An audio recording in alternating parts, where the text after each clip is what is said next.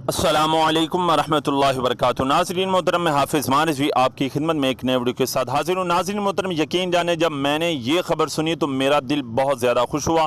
قادیانیوں کے منہ پر ایک ایسا زوردار تماچا کہ ان کی نسلیں بھی یاد کریں گی۔ پنجاب بار کونسل نے قادیانیوں کے خلاف ایک بہت ہی بڑا ایکشن لیا۔ ناظرین محترم، ابھی آپ کے سامنے میں اپڈیٹ رکھتا ہوں، وکیل نے جو پیغام ہمیں دیا ہے وہ بھی آپ کے سامنے رکھتا ہوں۔ اس سے پہلے گزارش ہے کہ چینل کو سبسکرائب کر لیں تاکہ اس طرح کی لیٹسٹ اپڈیٹ آپ کو بر وقت ملتی رہے۔